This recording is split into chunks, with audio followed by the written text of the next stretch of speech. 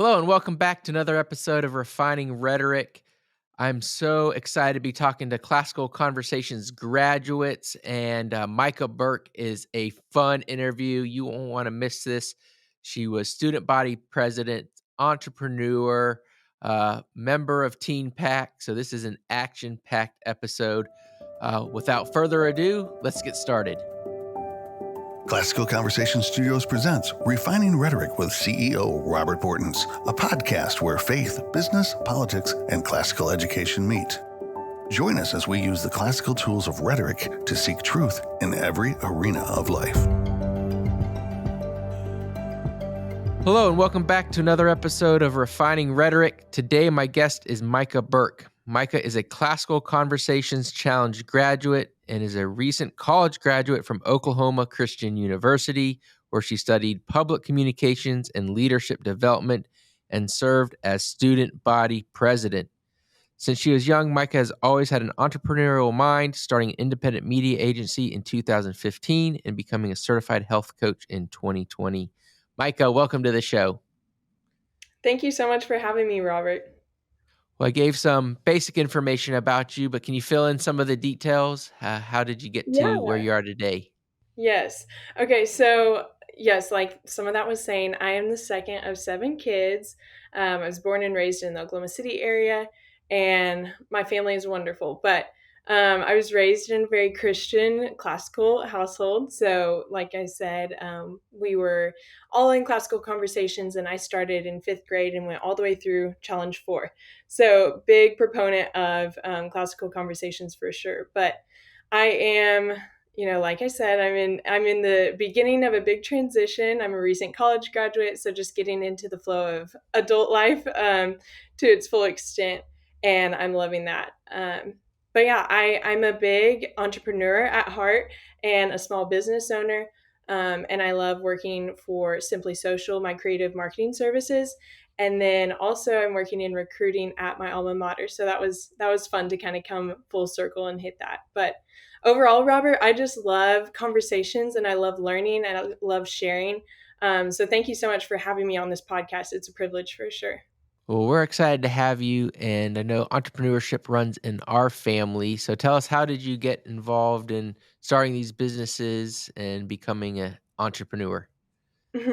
Okay, so starting out, it was honestly, the crazy homeschool story of like, she's an 11-year-old and has her own business. And Yeah. so there was actually, I ran a small business with my younger sister, and we were doing like creative art and work in that way and selling it. And so we went around to like homeschool conventions and all different kinds of conventions and set up our booth and had our little business doing that. So I guess it was always kind of in me from the very beginning. And I didn't even really realize what I was doing. I was just making things that I loved making and then selling them that other people loved buying. And so that was how kind of like the business and entrepreneurial spirit started within me. And then from that moment, I've just found it to be like a really big creative outlet for me. And so yeah, that's where it all began, and we'll see where it ends up taking me long term, but I'm just taking it one step at a time. So you studied public communications, and you have your own media company. So what does that mean? Like, what does your media company do, and like, what's your niche? Yeah. So Simply Social is the name of the company, and it is a creative and social media boutique agency. So I work with business owners, and when you're a business owner, you're not big enough to hire on a big marketing agency or you don't have that in-house. Well, I kind of meet them at that middle ground where they're startup, they're smaller, they don't have as many resources, but they don't have the time to invest in their social media. But I really try to work with those that understand the importance of it. Because if they're not, if they're not understanding the importance, then they're not going to see value in what I do. So I kind of meet those business owners right where they are in that area and just come alongside them and help them kind of create an online and social presence that translates the feel of their company, the feel of their service and product to the digital world. So what's it like? Like, of course, you have this idea, you start this company, but how do you find your first client? How was that? How did that happen for you? Robert, that is a journey for sure. And it's something that I honestly, I kind of started working in social media, not really even realizing what I was doing. I just found a passion in social media, and people, saw that I was gifted in that area. So even in, gosh, I think my first, looking back, like my first job, of course it was unpaid, but was right out of middle school. And so I just started helping people. People would just come to me with questions, or like, how do you do, or what should I do? And I happened to know I loved social media and seeing it as a tool to use for good. And so when I started doing that, it just kind of took off, and more people, word spread, more people knew that I, was doing things and helping different people. And so it honestly just started out, and I had a mentor say that you will find where your passion meets purpose and solves someone else's problem. That is where you're gifted. And so I realized that that was a gifting of mine. And so those first clients come along, and I kind of see it as an internship, honestly. It's unpaid, but it was a great time for me to really hone my skills and learn more about the profession. And then through college, taking actual classes in marketing and in sales and in business and communications, all of those combined to make for the perfect combination. And then I have, niching down is something that's talked a lot in marketing and really in a lot of different areas. So it's like, you've got this tool and it works great for everyone, but it's not the same for every type of customer. So finding that ideal client and, who can I most represent well. And I've found that kind of to be in the real estate world. So I work a lot with real estate agents and helping them because they're they're going 90 to nothing, Yeah. doing things on their own with their clients in person, showing homes, paperwork, all of that. So they see the necessity for social media in their business, but they don't have that time. So that's kind of where I found my passion. Wonderful. My brother William just started selling real estate down in Florida, so maybe I'll refer him over to you, and you can help him out. Bring it What on. I Yeah. love it. What are you doing? What are you seeing out there for young people and becoming entrepreneurs? I know we hear a lot about the hustle culture and Uber and those side gigs and stuff like that. But are you seeing your friends getting involved in entrepreneurship, or maybe taking more of the climbing the corporate ladder route? Yes, I think there's crowds of both. There's definitely, well, one thing that I personally faced a lot and kind of had to overcome and have belief in myself through is, people are like, you are so young. How do you have the experience enough to believe in yourself to jump into that entrepreneur endeavor or those endeavors that I have? And so it's really about who you surround yourself with. There's an incredible group of strong, very successful young entrepreneurs that, having that community and those people that believe in you, both older and also peers that are kind of in similar stages. I think that's really important to have a community around you that's going to encourage you and inspire you in what you're doing. But on the other hand, there's, like I said, there's plenty of people that I cross paths with, and in all good intentions, right? They're looking out for me and wanting to know what's best, but they're like, "Hey, are you sure you want to be doing this? Like, don't you need to get more experience working under someone first?" And so that's kind of like the toss up, and that's something that everyone has to kind of wrestle with when they decide to enter into this. Tell us a little bit about what it's like working with clients, because you have a vision, which it works, and of course they have a vision for what they want to see in their organization or promoting their business. Tell me about that methodology and how you get those two things to create a great experience for them. Yeah, that's a great question, Robert. I honestly kind of expected that to be one of the bigger challenges in this because, like you said, I've been trained, I have gone through this, and I kind of understand and know how it goes. And then I could see the business owner, the realtor, whatever that might be, coming along and they're like, hey, no, but I want this. So just kind of making those two mash. So I expected that to be a big challenge, but honestly, that has completely diminished. It's not really anything that I have to deal with on a regular basis. Of course, I think part of that is making sure I'm very like specific in the clients I choose to work with. Because you have to have them on board, and they have to be someone that you think can work with you, and you can work with them. So in that, but I do love hearing their feedback and what they're wanting, because I am working for them, and I am in the people business. So I want to come alongside them and help them and incorporate their ideas. There's so many clients that I've worked with that have incredible ideas that I haven't thought of, but they just need direction. And so that's kind of where I have found myself coming in and giving them that direction.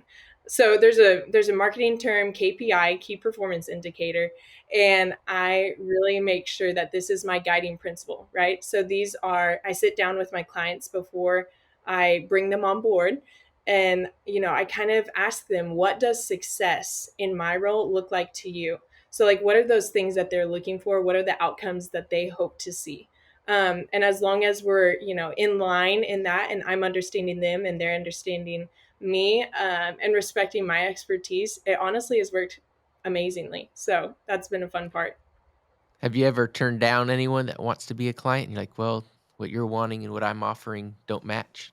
Yes, absolutely. I have, and I think that that's one thing that people don't need to be, deterred from. I think that that is very wise, and you kind of have that gut feeling when you're talking to someone and you're like, I could do this, and I'm sure I could bring benefit to them, but I don't know it is what is best for them or me, whatever the circumstance might be.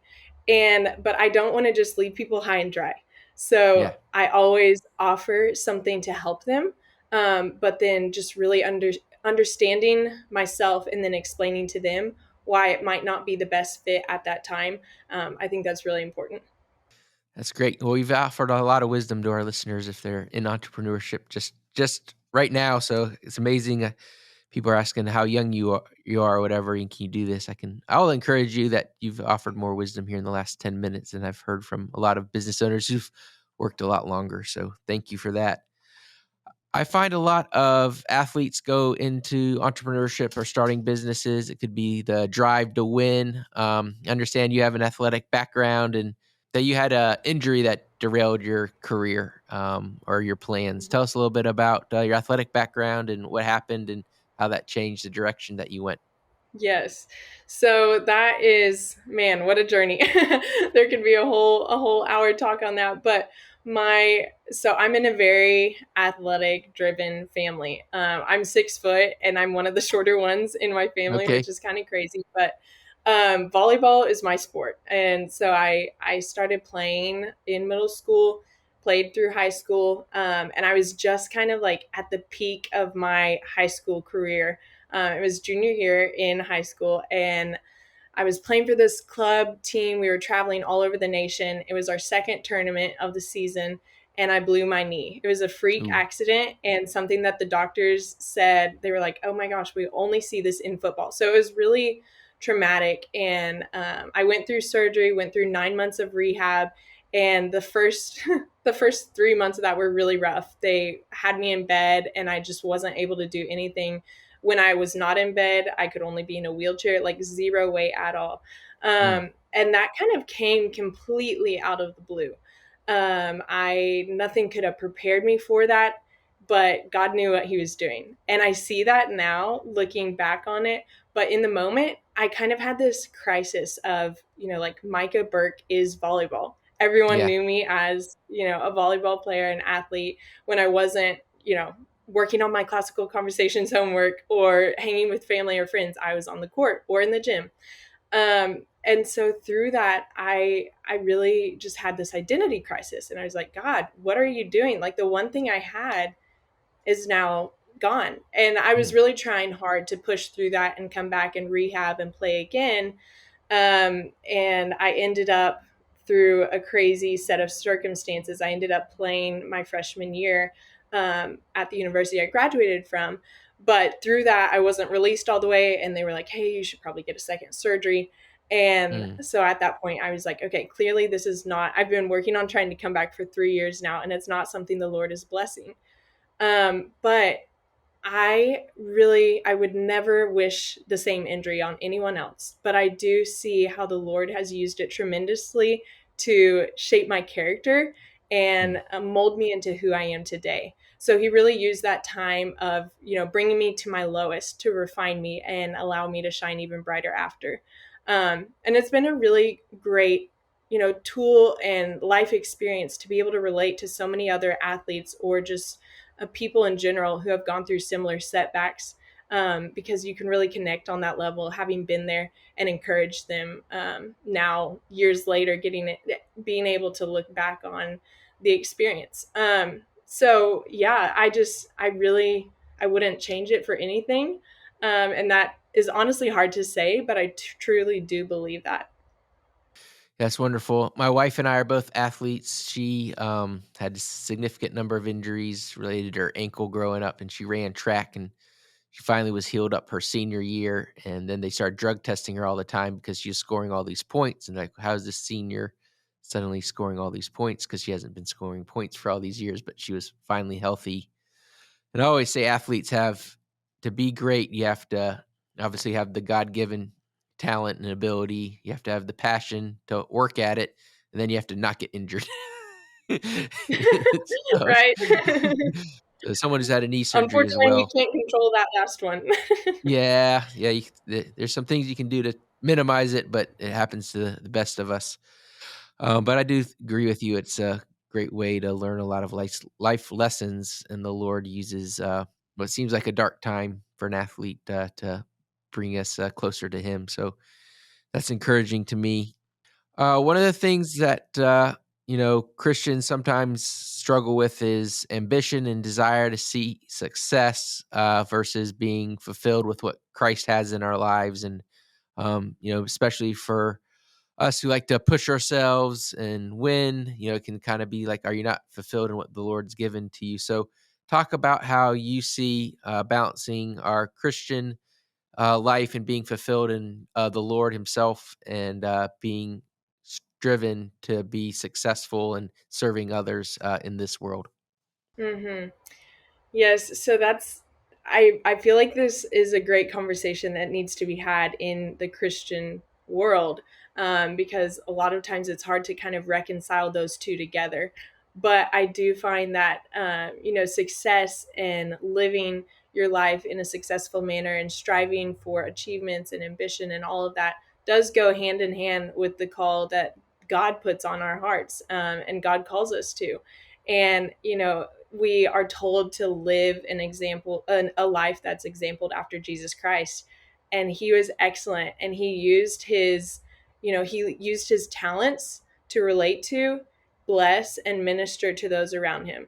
So whether that's carpentry like Jesus, or social media like me, I truly do believe that we are called to use those gifts excellently, and he has purposefully given us those giftings to bless the world around us. But in that, you do have to make sure that constantly check in with yourself. And I do this a lot too. At the end of the month, I'll sit down and kind of journal out, some reflection questions, both for my personal life and my career.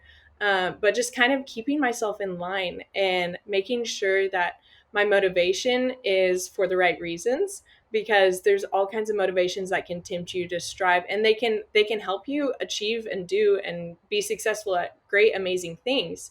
But if your motivation within comes from the wrong place, that's going to end up causing destruction in the end. So if we look at achievement, if we look at success as the achievement of a desired goal, I wrote this down in my journal a couple years ago, and I really really like this. But success and Christianity and faith, and bringing that together. Success is ultimately it's obedience to God, empowered by the Spirit of God, motivated by the love for God, and then directed towards the advancement of His kingdom. And as long as all of those things are in line, I do believe that the Lord is going to bless others through you and through your work and through your success. And He's also going to bless you as well. Do you mind repeating that? Because that's a great, Yeah. great way to express it.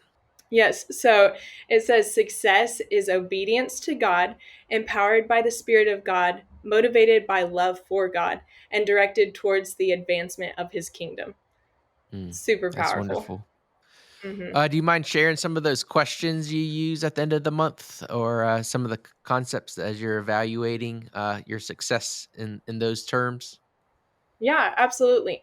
So one of my previous jobs or small businesses was I was a health coach, an independent health coach. And so as I worked that business, I always found that, you can be motivated by me, you can be motivated by a number on the scale, but that's not what is going to carry you in the end. So I really worked a lot with my clients and implemented this in my own life with knowing your why.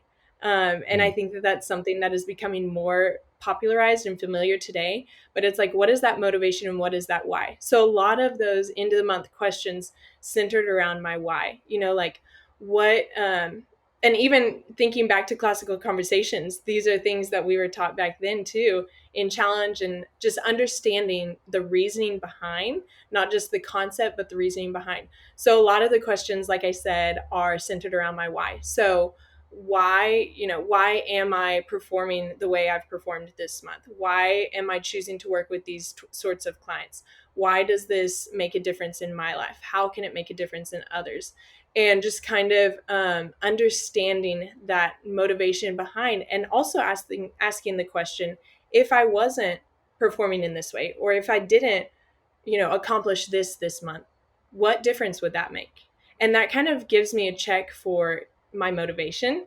And there's definitely been times where I'm going through and I'm journaling and I'm answering those questions, and I realized, like, oh my goodness, maybe my motivation has shifted a little bit, and I need to realign that purpose with God's call on my life, and realign that purpose to serve those around me, not for any personal, striving or success or achievements, but really I want to do everything I do out of a heart of service and love for God's people.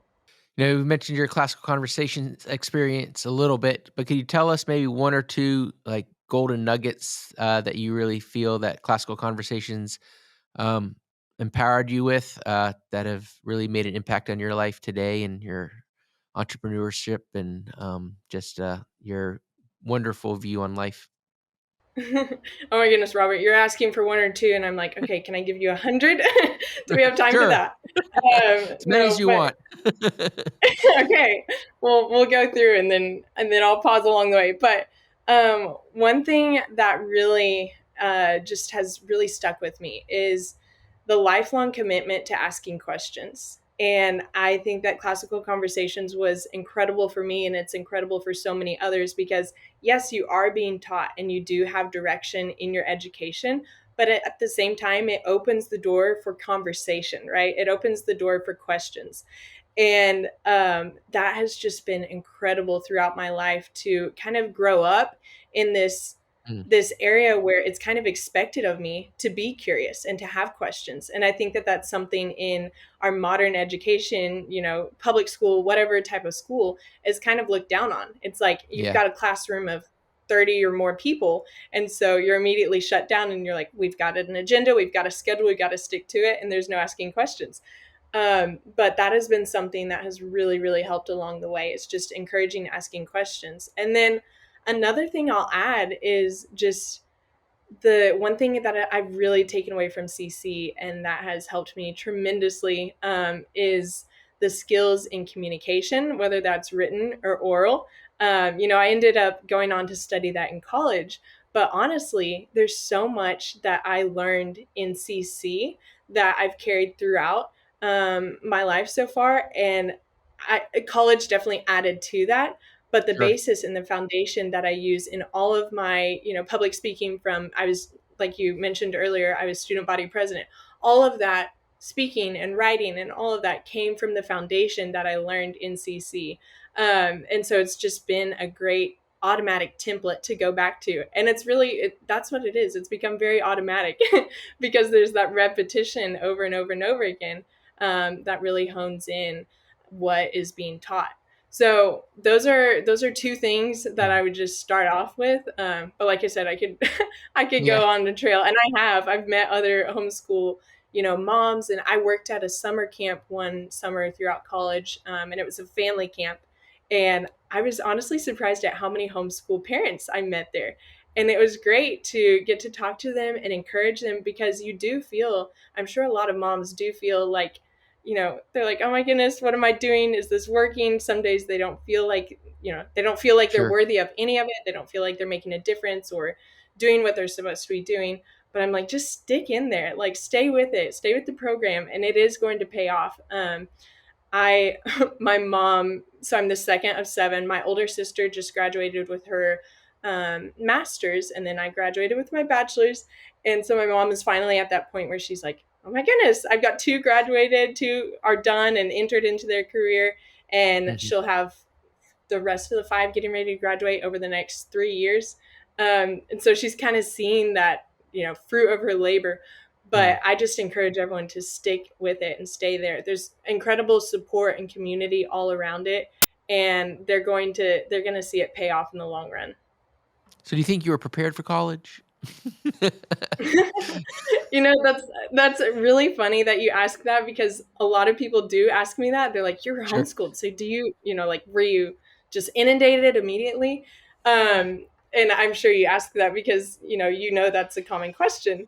Yep. But absolutely, absolutely, I was prepared for college. I would say I was more prepared for college than any of my peers and classmates were, whether they were charter school, private, public, it doesn't matter. Um, Absolutely, I was prepared. The challenge programs really set you up for college, because you're given your syllabus, right? And Yeah. you're given your one day of class, and you are, it's all up to you after that. You're in charge of making sure that you're staying up with your work, checking the syllabus, completing that work in a timely manner. And so you get to college, I was kind of expecting, because I people had asked me like, okay, do you feel like you're ready for college? So I kind of was doubting through them. I didn't have my Hmm. own personal doubts, but I'm like, okay, they're asking me questions like this. Does that mean that I should be concerned? But no, then going into college, it was so seamless in that aspect. And so I came back to my mom, I know, after my first semester of college, and I was like, Mom, thank you so much for, guiding me through CC, because it, like, some of these other friends of mine, I feel bad for them, because they're like, for the first time ever, they're having to, work in this college environment, and they've had nothing in the past that has prepared them or given them kind of the practice they need to succeed in that area. Well, you mentioned why, and Simon Sinek has a book, Start With Why, and you may have read it or seen his videos on it. And you mentioned that it's getting bigger and bigger, especially in entrepreneurship, that idea. But what are some other books that really impact you or that you're reading right now to help you continue your education, especially as a leader? You hit a big passion of mine. I love reading. There was one year, I think I was 18, when I decided I really didn't enjoy reading. And I decided, I was like, okay, I just need to learn to like it. Yeah. So what do I like reading? And I found that personal development, self-development, just like overall entrepreneurial business, those type of books were really my thing. And so that year I decided to push myself and challenge myself to read the number of books that I was turning that year. So like when I turned Mm. 18, I read 18 books, and they had to be like outside of school, not really anything that was required, but just extra. So through that, there's a couple that I have turned back to multiple times. And one of those is Atomic Habits by James Clear. It's an incredible book that really, you're nodding your head, so I'm sure you've Yeah. read it or heard of it. But I've listened to it. he really, okay, yeah, that works great. I love listening to him too. But Atomic Habits, another one is the 5 a.m. Club by Robin Sharma. Mm. That is amazing, and Is that about everyone, I sleeping? tell, yeah, right. It Because I'm sounds usually like asleep then. Or are you supposed to I be tell up? everyone about that, and they're like, oh my gosh, I'm not going to read that. That's 5 a.m. That can't be me. But I encourage everyone to go ahead and read it, because it literally is about just owning your morning, and when you own your morning, you own your life. And so it doesn't have to start at 5 a.m., but whenever your morning starts, just taking charge of that. So those are two books that I kind of find myself turning back to a lot of times. But I will add this, that you can read all the books that you want to read, but you have to make sure to act on them. And I kind of find myself falling into that. I'm like, oh my goodness, that was so good. Next book, next book. But it's not really about the quantity, but the quality, right? We hear that. So the quality in this is, how am I going to translate what I'm reading, what I'm learning into actual practical things that I'm changing in my life? So don't just read all the books just because they're great and amazing and wonderful insight. Actually choose your fewer, more specific things to implement and work on that too. Yeah, that's great. I find myself, we do a lot of reading or listening to books. We also have like a quarterly book that we read as a leadership team at Classical Conversations. And, we're not able to implement things from all the books, but, whenever we find something, we say, okay, let's spend 6 months, 12 months implementing this. And you have to do it very intentionally. Otherwise, it doesn't get done. Even if you've tried to start something and then it stops and falls to the wayside if you're not intentional about doing it. So I think that's a Absolutely. great life lesson. And I did listen to Atomic Habits. I was like, this is great. I should do all of these things. And I've done 0 of them. So I still have all my bad habits. I, I hear you. I hear you. It has to, like I said, I have to turn back to it so many different times and each time there's, something new that I pick up from it, but it's a powerful one for sure. Now you were student body president. Is that something that you've carried on after graduating, as far as being involved in politics and seeing what's going on in the world around you, or have you backed away now that you've done your duty in college? Right. So here comes my nerd alert. I'm a big politics girl. I love politics. And that kind of started early on in the homeschool world, and even outside of the homeschool world. But there's this organization called Team Pack Leadership Schools. Have you heard of that? Okay, Yes. Yeah, we have a so lot of it CCers go to Teen Pack, so highly recommend it. good. Good, good, good. Yes, so you're familiar with it, but leadership school that teaches you about your state government and how it works, and how we as young individuals have the power and have the right and all that to stand up and be involved in politics. So that kind of like sparked my interest from a very early age. And then from that point on, my parents and my family, they just really encouraged all of us to get involved in our state, local, even federal government. And I think that's so important. It's such an important aspect that a lot of times, my age and younger ages, we're just not there. We're not there. You go to the Capitol and it's a bunch of gray-headed people, and it shouldn't be that way. There's nothing that says you can't even enter your state capital until you're 50 or whatever. But I so there's definitely an extreme passion of mine for encouraging others to get involved. And like I said, that started in Team Pact, and I attended as a student multiple times. And then I traveled for 3 years. I traveled around the U.S. to different capitals teaching as a student staffer with Team Pact. And so that's definitely where that was born, but it didn't stop there. I really got involved on my state level, and I was involved in several campaigns. Um, and then after that, that was just volunteer work, like door knocking. Yeah. And I would go with my parents, I would go with a sibling or a friend, door knocking, a lot of grassroots. And that's something that anyone can do. And that's what I really try to tell people is, even if you can't walk, you can sit there and make calls. And that's spreading the word and showing your part, doing your part in this whole big effort. So that's a great place to start. But then I ended up interning and working for a congressional election, and that's kind of my most recent work. But Okay. there's so much that I've learned through all of that. And going into college, I honestly had zero plan of running for any kind of student government.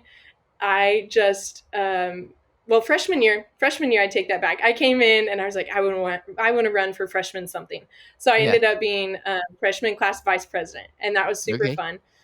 But that was also while I was playing volleyball, and there was just so much going on. So after that, I kind of stepped away from student government, and then come senior year, but I say that I stepped away. I stepped away in that I wasn't actually an elected officer, but I Right. still like always was the nosy one to go in and like listen and things, find out what all they're doing and what their different goals were for that administration. But senior year came around, and one of the staff members at the university called me, and she was like, "Hey, Micah, I think you should really run for executive student body officer." And I was like, hold up. I've got all these other things going on. Are you sure? Like, I haven't even been in student government for the past 2 years. Anyway, so she really encouraged me. And after praying and talking through it with my parents and other peers and students at the university, I really felt called to do it. So that was great. It was such an incredible blessing. I did it to serve the university, but I ended up being served by the university so much more.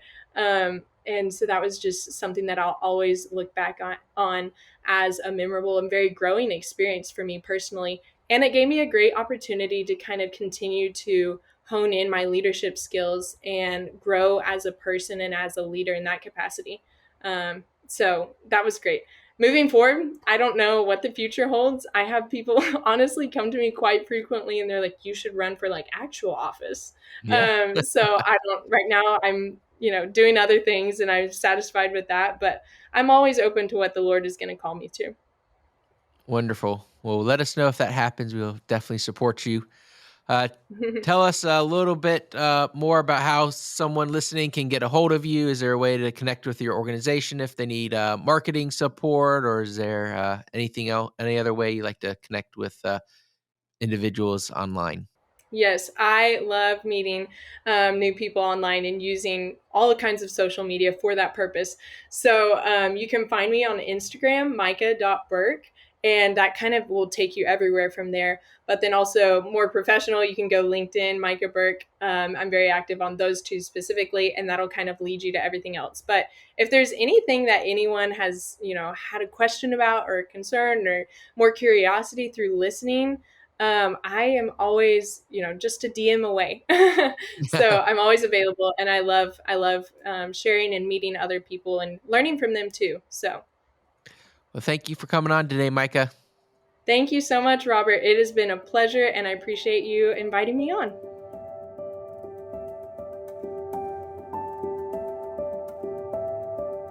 Hey everyone, on Tuesday, August 1st, the Department of Energy and the Biden administration started a ban on historical incandescent and similar halogen light bulbs and forcing people to move over to LED light bulbs.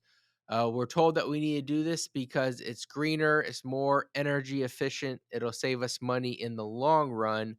But is that true? And so we always want to use the tools of learning together to look at current events and see what could be actually happening beneath the surface.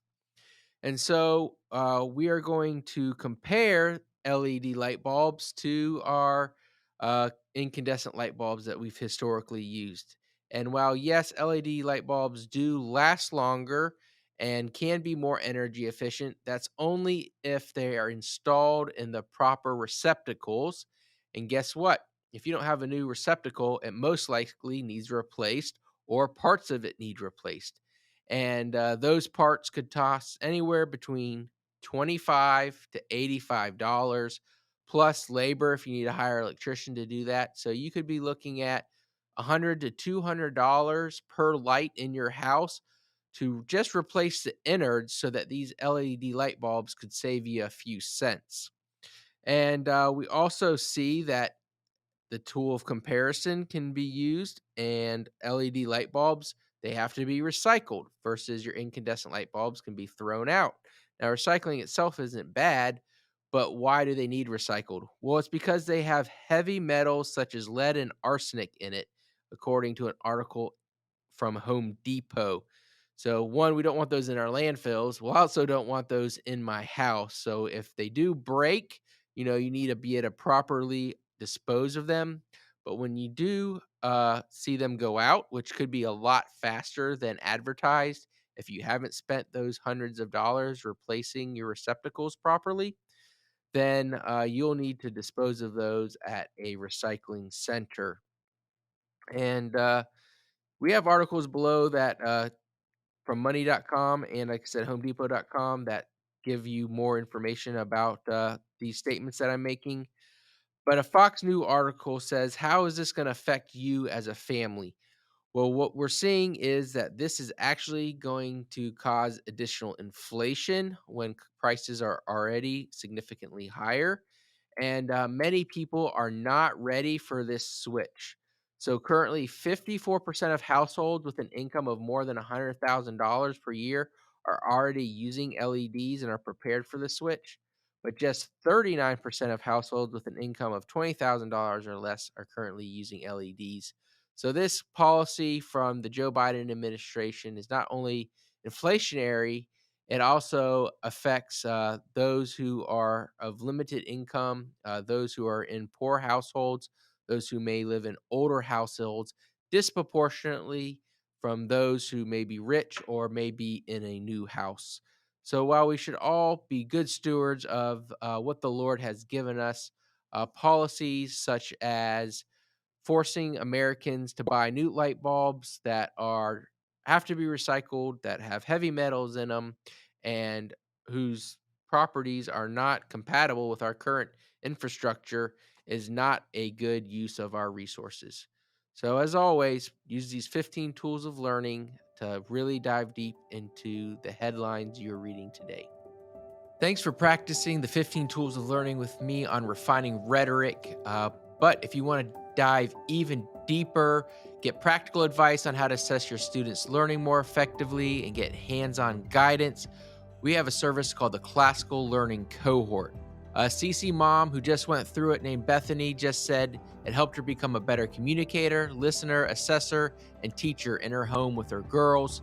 And by signing up for this cohort, the same thing can happen with you. It meets online 6 times per semester in a small group with like-minded parents and a leader that's going to help you understand the classical model and gain confidence as that lead learner in your homeschool and in your local classical conversations community.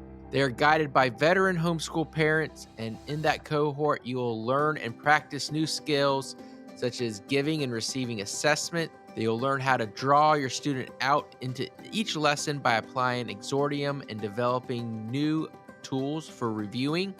And finally, you'll learn to mentor and be a mentor with other homeschoolers from around the world. So whether you're CC parent, director, tutor, or other CC leader, and you're looking to grow in your classical education journey, join us at Classical Conversations /cohort. That's the Classical Learning Cohort. You can sign up today at classicalconversations.com /cohort. And you can see that link in the show notes below. Now let's jump back in. Should satire and political commentary and crypto commentary be criminalized? Well, the United Kingdom, in their Financial Conduct Authority, has issued a set of guidelines that will require crypto memes to be subject to the financial promotion guidelines, subject to Section 21 of the Financial Services and Market Acts. So a meme is typically a form of satire. Sometimes it's a form of promotion or a way of getting an idea out in a funny way that is shareable by others. People have used this to promote political ideas, to promote humor, to promote crypto. And while it does get people to act, it is not. It is definitely part here in the United States. You would think of free expression of ideas and part of our rights as people, but the UK it is not, and they are making it illegal to use coins. So first, of course, they have to define what a meme is.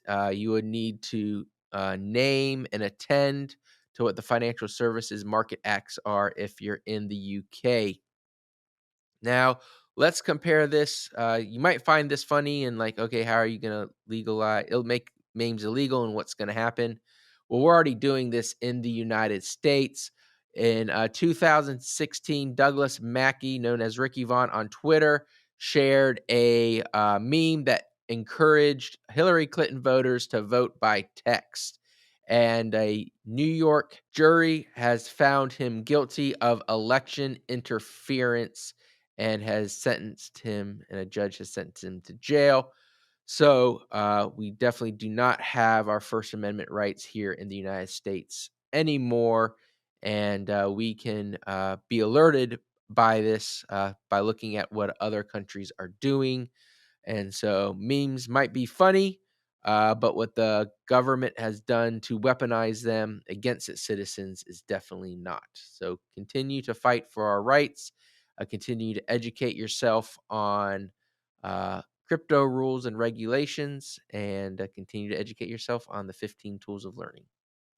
Well, I hope you had as much fun today as I did. I really loved how Micah talked about how when your passion and your purpose meet someone's problems, it's a great opportunity to make someone's life better. And so let's all go work on that today, and be sure to tune in next week as we continue interviewing wonderful, classically educated students.